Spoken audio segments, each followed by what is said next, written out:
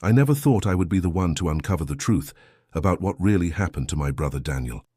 It was a Tuesday morning in October, and I was cleaning out the guest room in my Chicago apartment when I found it. A small leather notebook, wedged between the mattress and the box spring.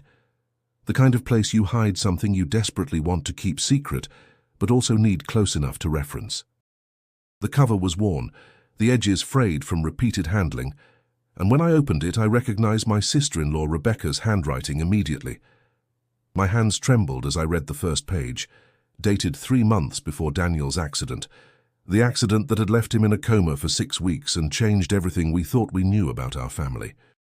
The entry started innocuously enough, talking about her day at work, her frustrations with Daniel's long hours at his accounting firm, the usual complaints of a marriage that had grown comfortable but perhaps a bit stale after 8 years. But then, halfway down the page, the tone shifted entirely. She wrote about meeting someone at a charity gala in downtown Chicago, someone who had made her feel alive again, someone who understood her in ways Daniel never could. His name was Marcus Hendrickson, and even I recognized it. Marcus Hendrickson was a real estate developer worth somewhere north of $200 million, a regular fixture in Chicago's social pages, known for his lavish parties at his penthouse overlooking Lake Michigan and his string of failed relationships with models and socialites. What was my brother's wife doing writing about him in a hidden diary? I sat down on the edge of the bed, my heart pounding so hard I could hear it in my ears. The logical part of my brain told me to stop reading, to respect Rebecca's privacy, to put the notebook back where I found it and pretend I never saw it. But I couldn't. Something about the way she wrote about Marcus, the intensity of it, the secrecy of hiding this diary, told me there was more here than just a harmless crush. I flipped through more pages, each one revealing deeper layers of what appeared to be an affair that had been going on for months before Daniel's accident. She described meetings at the Four Seasons, weekend trips to Marcus's lake house in Wisconsin when she told Daniel she was visiting her mother in Indiana. Elaborate lies about work conferences and girls' nights out. But it was the entries from the week before Daniel's accident that made my blood run cold. In those final entries, Rebecca wrote about feeling trapped, about how Daniel was holding her back from the life she deserved, about how Marcus had offered her everything she ever wanted, but she couldn't take it as long as she was married. Then came the entry that made me drop the notebook as if it had burned my hands. She had written in clear, unmistakable handwriting about how convenient it would be if something happened to Daniel, how his life insurance policy was substantial, how Marcus had connections that could help make problems disappear. I picked up the notebook again with shaking hands, forcing myself to read the rest. She never explicitly stated a plan, but the implications were there, woven between the lines like a spider's web, invisible until you looked at it from just the right angle. Daniel's accident happened on a Saturday evening 6 months ago. He had been driving home from his office, working late as he often did during tax season, when his car went off the road on a curve about 10 miles from our childhood home in the suburbs. The police said he had been speeding, that the road was slick from an earlier rain, that it was simply an unfortunate accident. His car had smashed into a concrete barrier, and he had suffered severe head trauma. When I got the call from Rebecca that night, her voice had been appropriately panicked, appropriately devastated. I had rushed to Northwestern Memorial Hospital where they had taken him, and I had held her as she cried in the waiting room, never once suspecting that the woman sobbing in my arms might have had something to do with why my brother was fighting for his life 3 floors above us. I looked at the date on the diary entry again.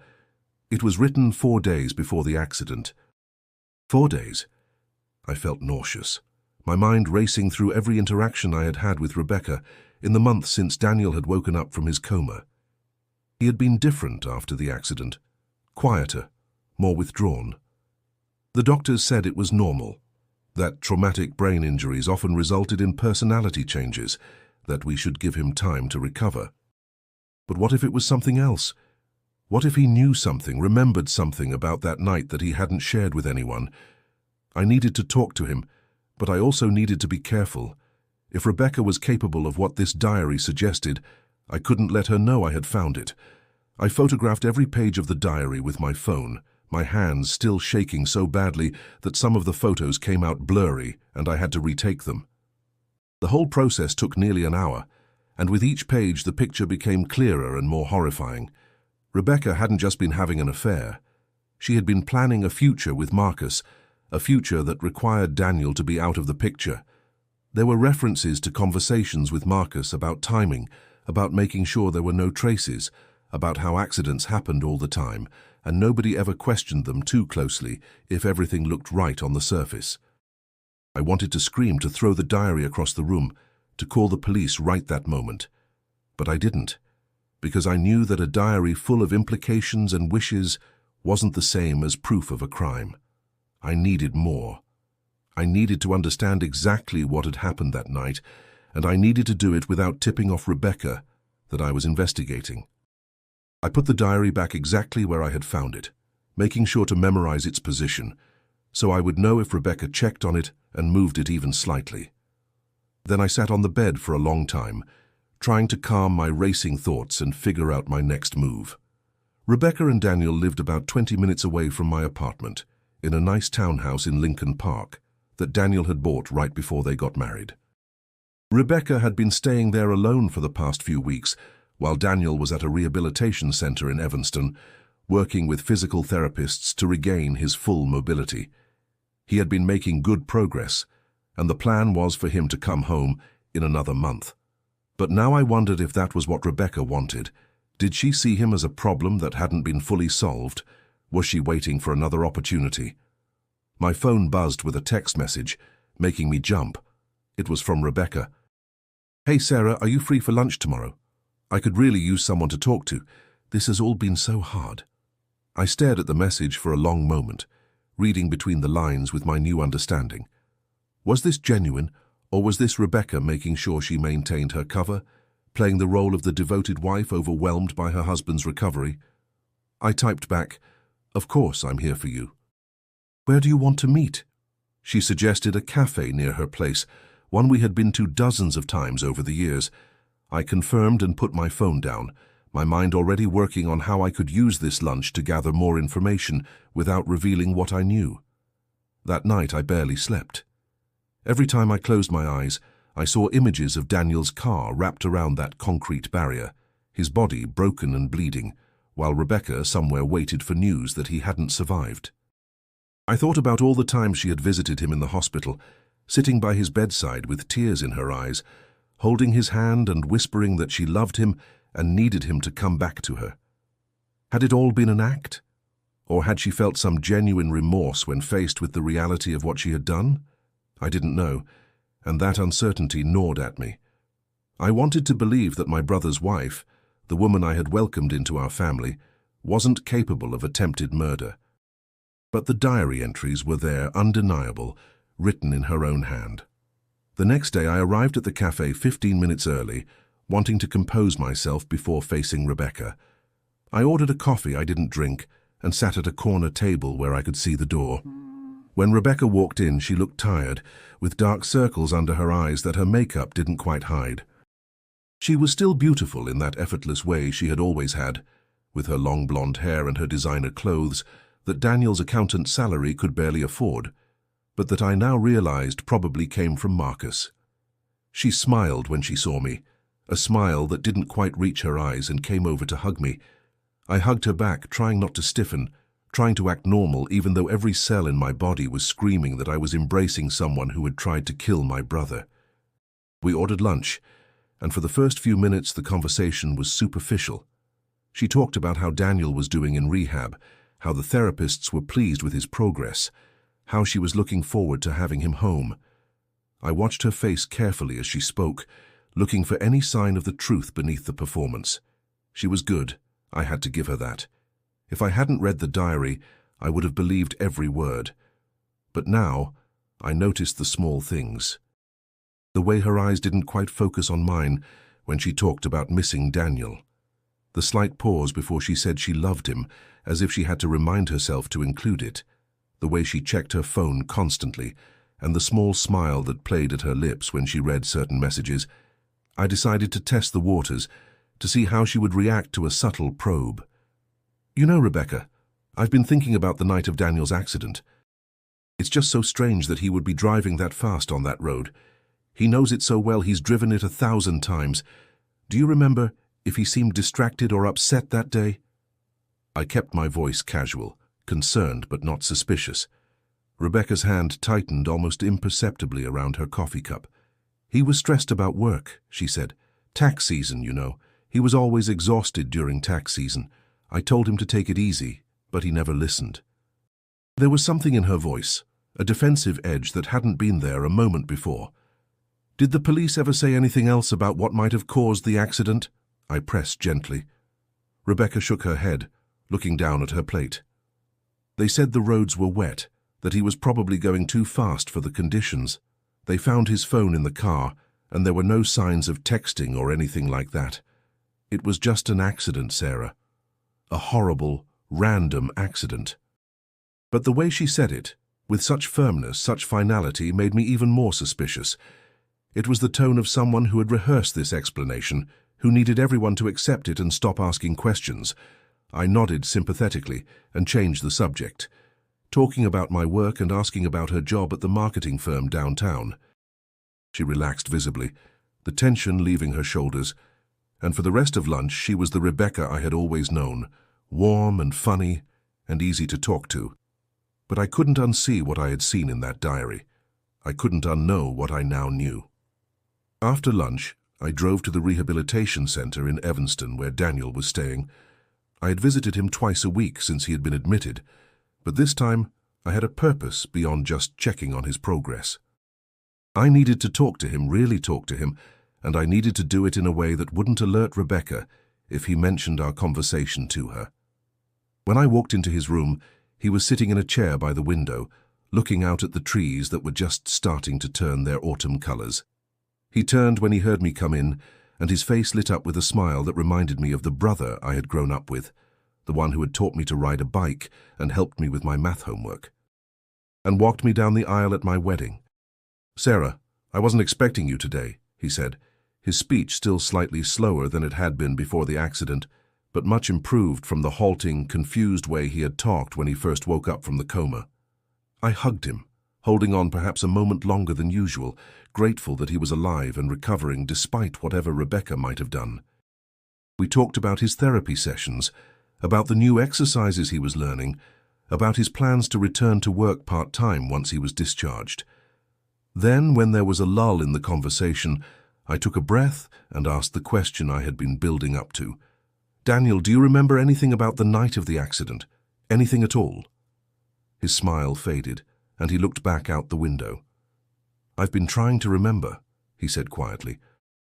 "The doctor said I might never get those memories back, that the trauma can cause permanent gaps.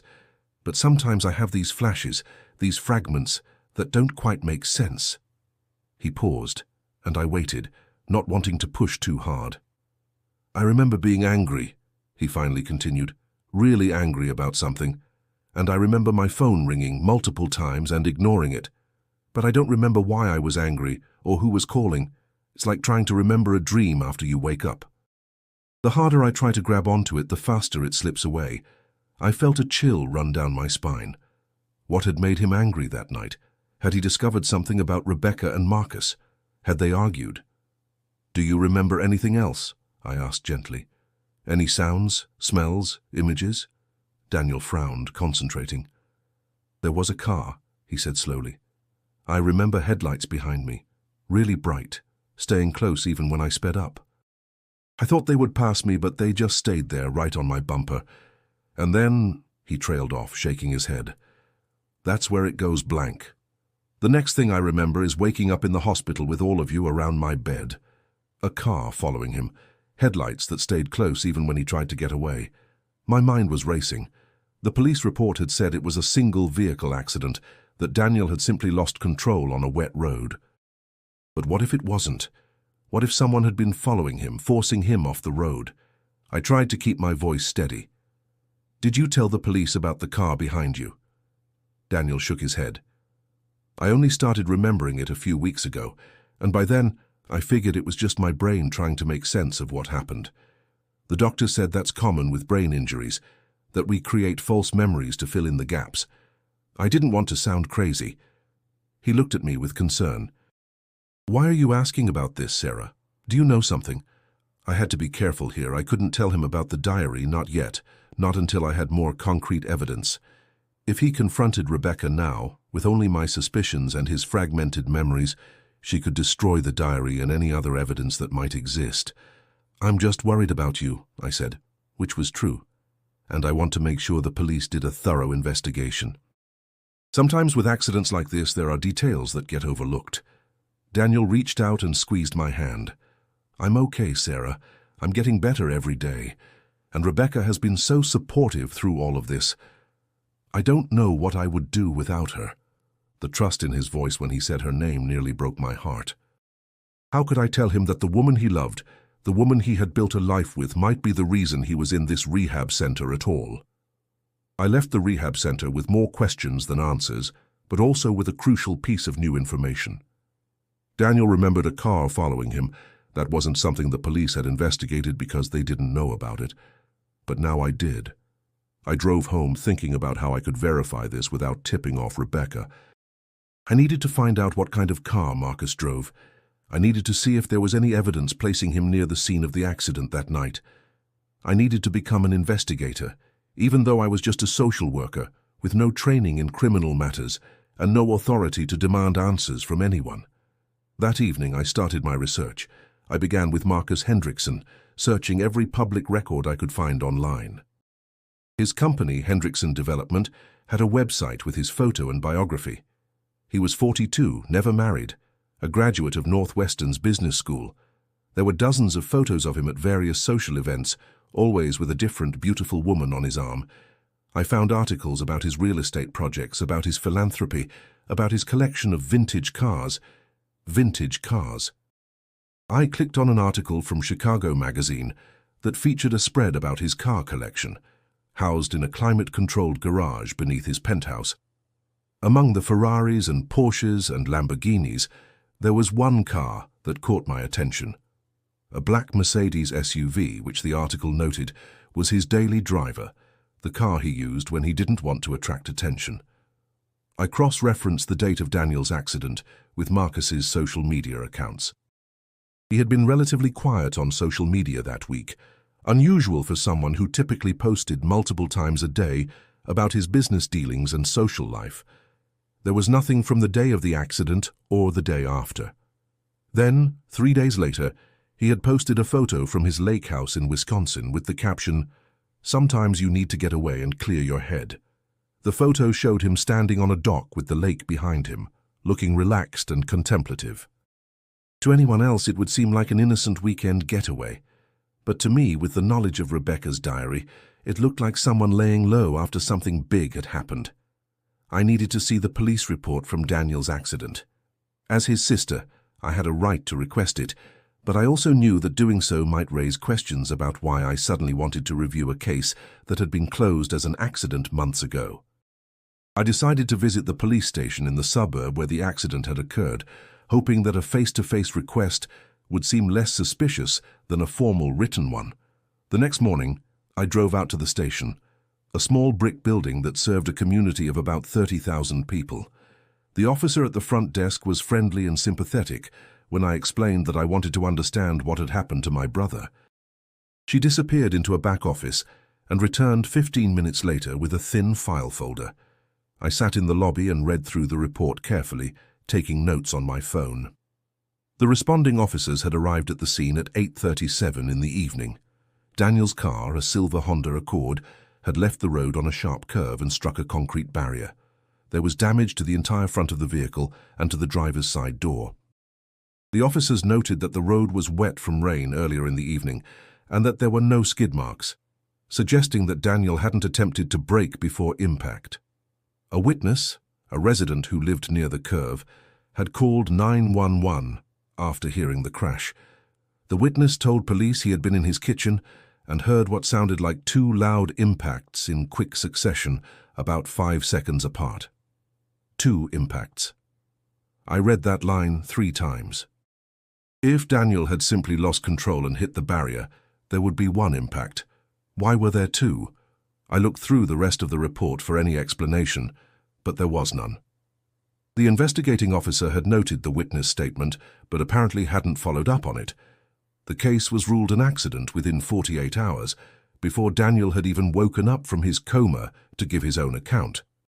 I took a photo of the relevant pages, thanked the desk officer and left, my mind working furiously. 2 impacts, 5 seconds apart.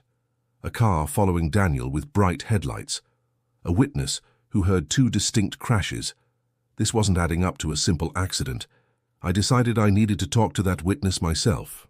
The police report included his name and address, a house about 200 yards from where Daniel had crashed. I drove to the address, a modest ranch house with a well-kept lawn and a red front door.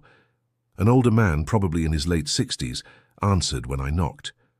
I introduced myself as Daniel's sister and explained that I was trying to understand more about what had happened that night. His face softened with sympathy. "I'm so sorry about your brother," he said. "I've been thinking about that night a lot. It was terrible, hearing that crash and not knowing what had happened until the police arrived." I asked him if he could tell me exactly what he remembered. He invited me inside, and we sat in his living room, where he had a clear view of the road through his front window. "I was making dinner," he began, "and I heard this loud bang, metal hitting something hard.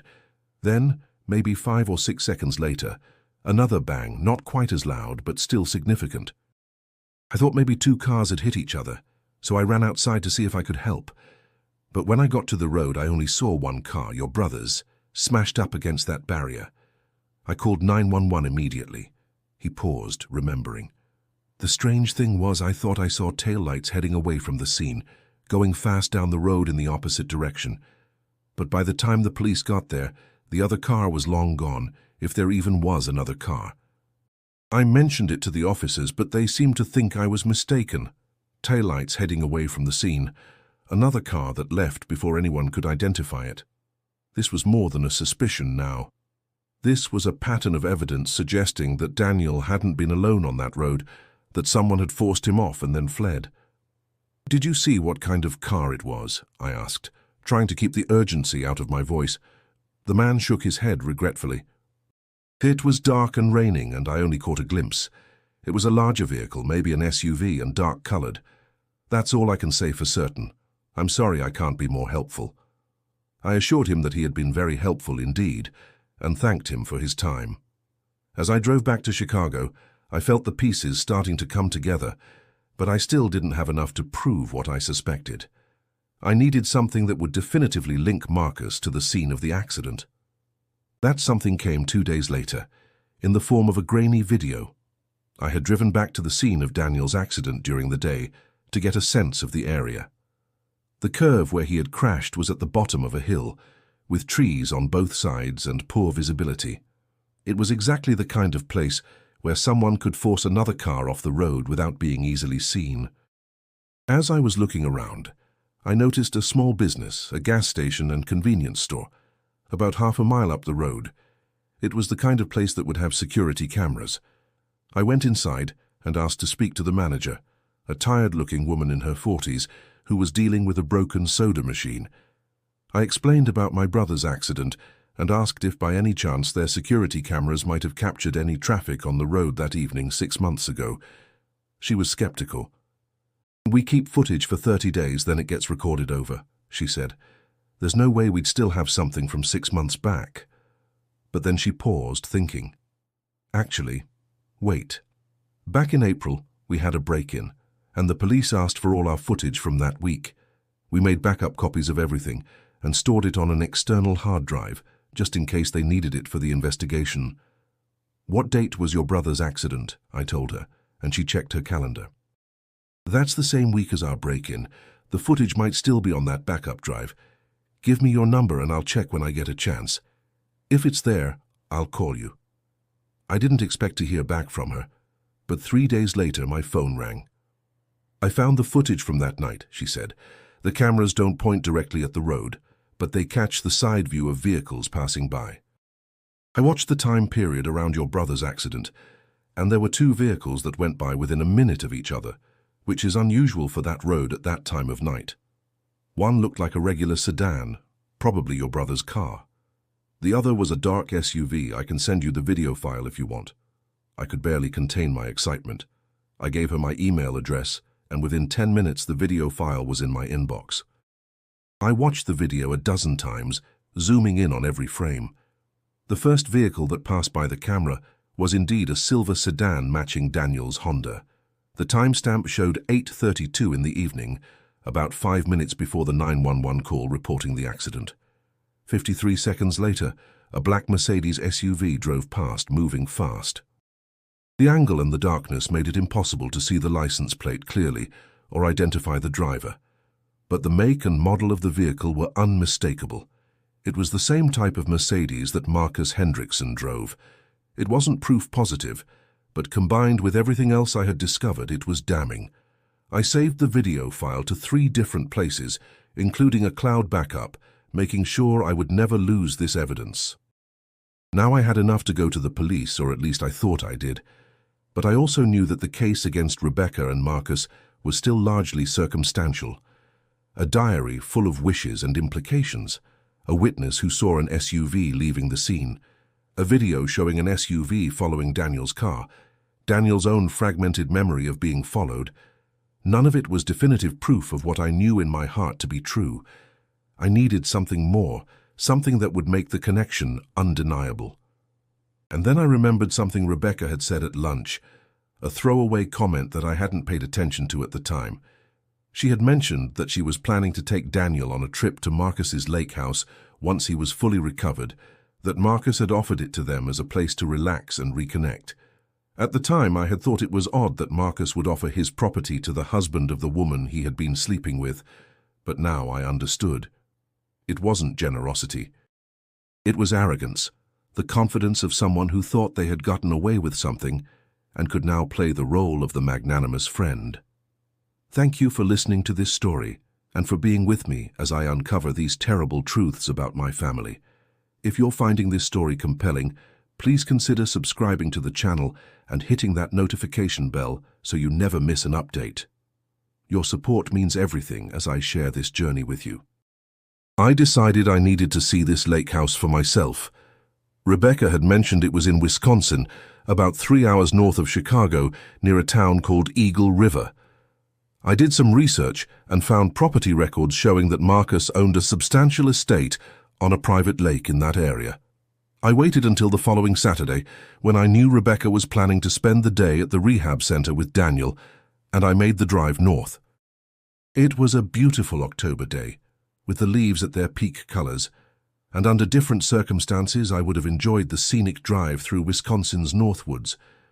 But all I could think about was what I might find at Marcus's property. The estate was at the end of a long private driveway, hidden from the main road by dense forest. I parked my car out of sight and approached on foot, feeling like a trespasser, but knowing I had to see this place. The house was massive, a modern architectural masterpiece of glass and wood perched on a hillside overlooking the lake. There were no other houses visible in any direction, just trees and water and sky. It was the kind of place where you could do anything, and no one would ever know. Through the large windows I could see expensive furniture, a stone fireplace, and walls covered with abstract art. It looked like something out of a magazine, a perfect escape for a millionaire who wanted to get away from the world. I walked around the perimeter of the property, looking for, I didn't know what. Some sign of what had happened here, some evidence that would prove Rebecca and Marcus had been planning Daniel's death. And then, as I was about to give up and leave, I saw it. In the garage, which was open and empty except for some yard equipment, there was a black Mercedes SUV. My heart started pounding.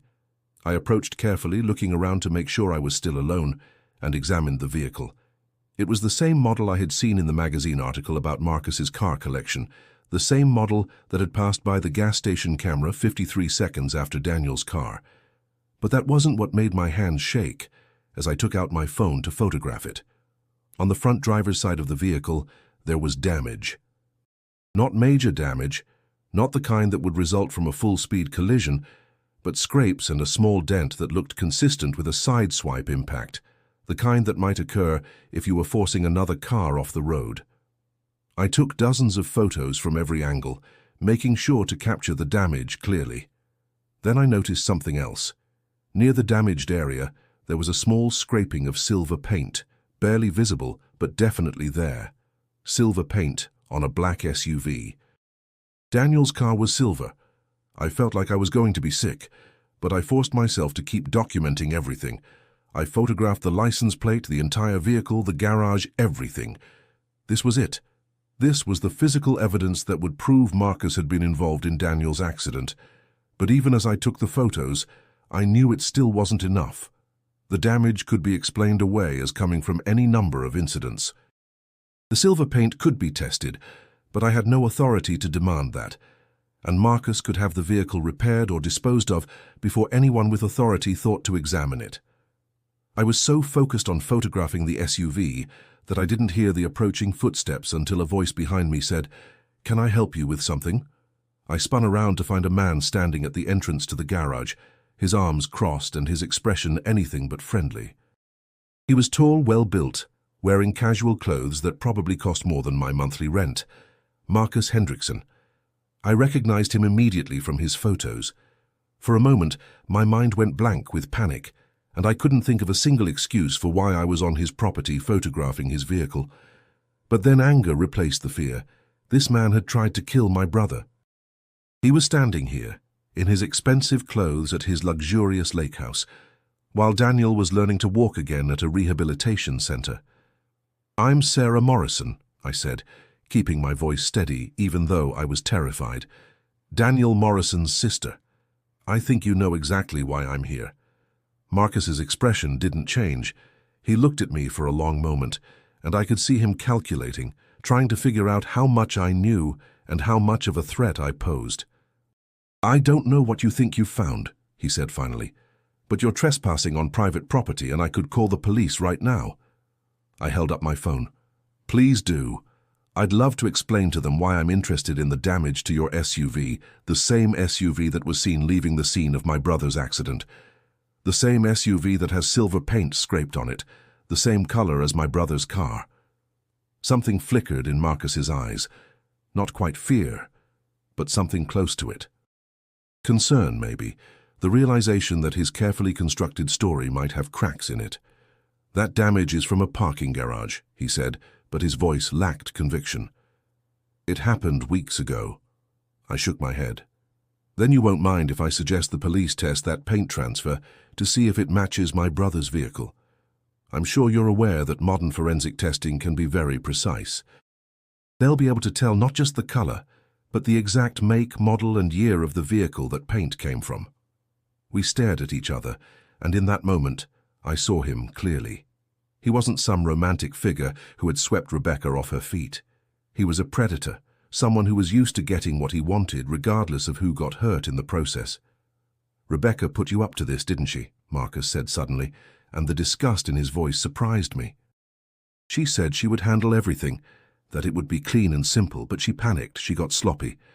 And now here you are, playing detective, thinking you've figured it all out." I felt like the ground was shifting beneath my feet. "What are you saying?" Marcus laughed, a cold sound without any humor. "I'm saying that your dear sister-in-law is not quite the innocent victim she pretends to be. Yes, we had an affair. Yes, she wanted to leave Daniel. But the accident? That was all her idea. She came to me with the plan. She said she knew his routines, knew where he would be and when. She wanted me to force him off the road, make it look like he lost control. She said she had researched it, that if done right, it would be ruled an accident and no one would ever question it." I couldn't breathe.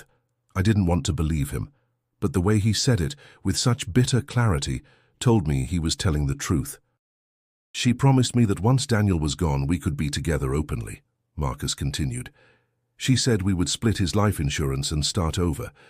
But after the accident, when Daniel survived, she got scared. She started pulling away, saying we needed to wait, that people would be suspicious if she moved on too quickly. And then she cut off contact entirely. I haven't heard from her in 2 months. She used me, and then she threw me away like I was nothing." He was angry now, the careful mask slipping. "So go ahead. Take your photos to the police. Tell them your theories, because I have some things to tell them too. I have text messages from Rebecca, emails, voicemails. I kept everything because I knew she might try to blame me if anything went wrong. And now it has, and I'm not going down for this alone. I left Marcus's lake house in a daze, my mind reeling from what he had told me. I had come seeking evidence against him, but instead I had found something much worse. Rebecca had been the architect of the plan to kill Daniel. She had manipulated Marcus into carrying it out, and then, when it failed, she had abandoned him and returned to playing the devoted wife. I drove back to Chicago in a fog, barely aware of the roads or the passing scenery. When I got home, I sat in my car in the parking garage for a long time, trying to decide what to do with this information. I had enough now to go to the police. Between the diary, the witness statements, the video footage, the damaged SUV, and Marcus's confession. But going to the police would destroy Daniel. Even if he survived learning that his wife had tried to have him killed, the public scandal, the trial, the constant media attention would be torture for him. But I also knew I couldn't let Rebecca get away with this. She had tried to murder my brother, and she had nearly succeeded. If I did nothing, what was to stop her from trying again? Daniel was planning to come home in a few weeks, back to the house he shared with Rebecca, back to the woman who had arranged for him to die. I couldn't let that happen. I needed a plan, something that would protect Daniel and ensure that Rebecca faced consequences for what she had done, but that would also minimize the trauma to my brother. I thought about it for days, weighing different options, playing out scenarios in my mind. And then I realized there was only one way to handle this. I needed to confront Rebecca, to give her a chance to confess and turn herself in. If she refused, I would go to the police with everything I had. But I owed it to Daniel to try to resolve this in a way that gave him some control over what happened next. I asked Rebecca to meet me at my apartment, telling her I wanted to discuss plans for Daniel's homecoming. She arrived looking relaxed and happy, carrying a bottle of wine and talking about how excited she was to have Daniel back home. I let her talk for a few minutes, watching her performance, marveling at how well she lied. Then, when she paused to take a breath, I put the photocopied pages of her diary on the coffee table in front of her. Her face went white. She looked at the pages, then at me, then back at the pages. "Where did you find this?" she whispered. "In the guest room," I said calmly, even though inside I was anything but calm. "Hidden between the mattress and box spring. I've read every page, Rebecca. I know about Marcus. I know about the affair. I know that you wanted Daniel dead." Rebecca tried to deny it at first. She said the diary was just fantasies, that she never intended any of it to happen, that she loved Daniel and would never hurt him. But I kept talking, laying out everything I had discovered. The witness who heard two impacts, the video of Marcus's SUV following Daniel's car, the damage to Marcus's vehicle with silver paint transfer, the fact that Marcus was willing to testify that she had planned the whole thing. With each piece of evidence, Rebecca's denials became weaker, until finally she broke down. She put her head in her hands and started to sob, not the elegant crying I had seen from her at the hospital, but ugly, desperate sobs that shook her entire body. "I didn't think he would survive," she said between sobs. "When they called me that night and said he was in critical condition, I thought it was over. I thought I would be free. But then he woke up, and he looked at me with so much love. And I realized what I had done. I realized I had tried to kill the only person who ever really loved me for who I am, not for what I could give them, or how I looked, or what I represented. Marcus didn't love me. He loved the idea of taking something from someone else. But Daniel loved me, really loved me, and I destroyed that." She looked up at me with red, swollen eyes. "I've been living with the guilt every single day. Every time I visit him at the rehab center, every time he smiles at me and tells me how grateful he is for my support. I want to die. I know I don't deserve his forgiveness. I know I deserve to go to prison for what I did." I watched her cry, and I felt no sympathy. "You're right," I said. "You do deserve to go to prison. You tried to murder my brother. You were willing to let him die so you could start a new life with your millionaire boyfriend. And the only reason you feel guilty now is because you got caught, because Daniel survived and your plan failed." Rebecca shook her head. "No, that's not true. I felt guilty from the moment it happened." That night, While I was at the hospital waiting to hear if Daniel would live or die, I made a promise to myself. If he survived, I would spend the rest of my life making it up to him. I would be the wife he deserved. I would take care of him and love him and never hurt him again. She looked at me pleadingly, and I have. These past 6 months, I've done everything for him. I've been at the hospital every day. I've worked with the doctors and therapists. I've researched brain injury recovery. I've tried to earn his forgiveness, even though he doesn't know what I did. I stood up and walked to the window, looking out at the Chicago skyline. That's not how forgiveness works, Rebecca. You can't earn forgiveness for something the other person doesn't even know about. You have to tell Daniel what you did. You have to give him the choice of whether to forgive you or not, and you have to face the legal consequences of your actions. I turned back to face her. I'm going to give you 24 hours to turn yourself in to the police. If you don't, I will go to them myself with all the evidence I've gathered. But either way, Daniel is going to know the truth. He deserves that much. Rebecca looked at me with desperation.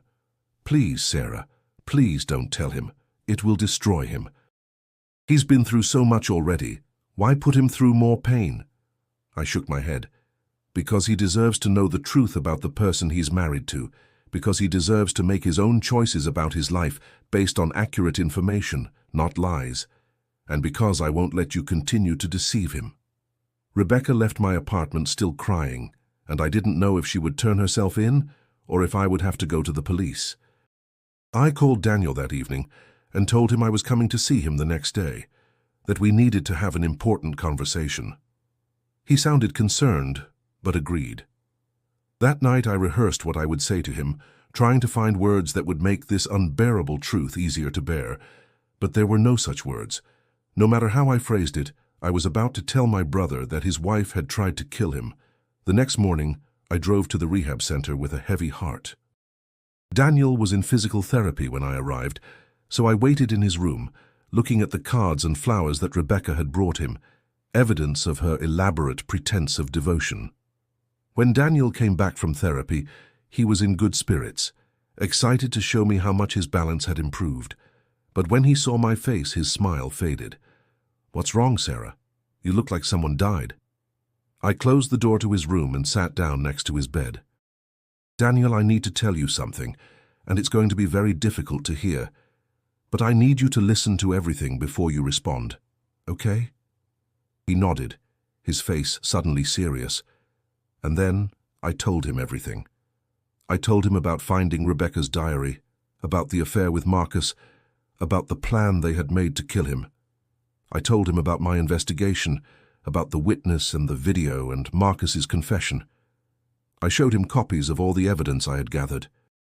And then I told him about my confrontation with Rebecca and the ultimatum I had given her. Daniel listened without interrupting, his face growing paler with each revelation. When I finished, he was silent for a long time. Then he said in a voice I barely recognized, "Get out." I stood up, reaching for his hand. "Daniel, I know this is a shock, but—" He pulled his hand away. "Get out of my room. Get out now." I tried to talk to him, to explain why I had to tell him the truth, but he wouldn't listen. He called for a nurse and asked her to escort me out.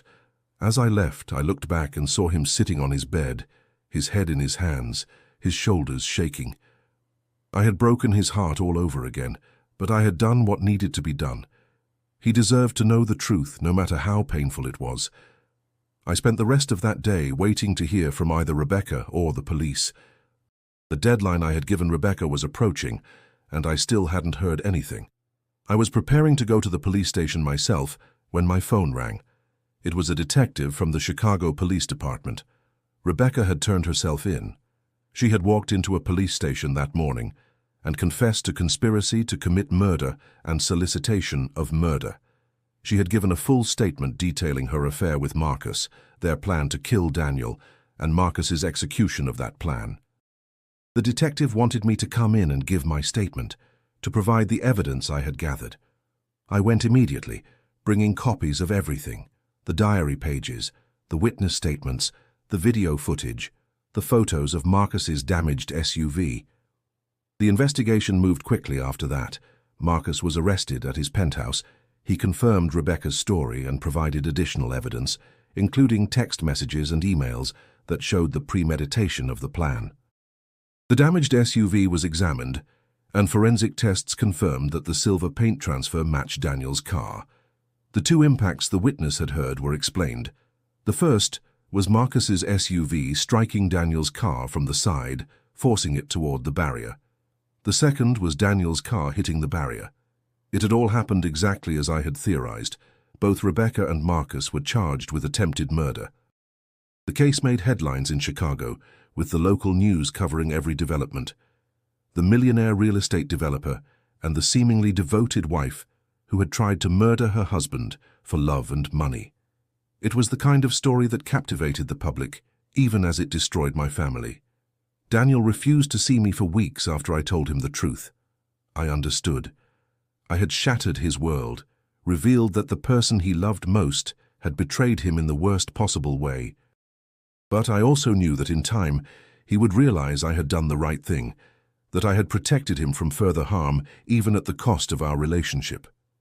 Meanwhile, Rebecca remained in jail, unable to make bail given the severity of the charges.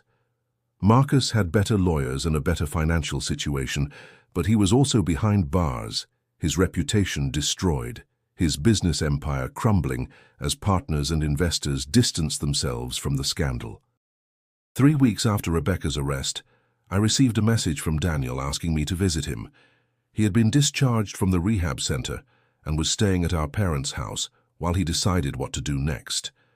When I arrived, he looked thinner than when I had last seen him, with new lines around his eyes that aged him beyond his 35 years. We sat in the backyard where we had played as children, and for a long time neither of us spoke. Then Daniel said, "I'm sorry for how I reacted when you told me. I know you were just trying to protect me. I know that must have been impossibly hard for you." I felt tears sting my eyes. "I hated having to tell you, but I couldn't let you go back to living with someone who had tried to kill you." Daniel nodded slowly. "The thing is, I think part of me knew, not consciously, but somewhere deep down.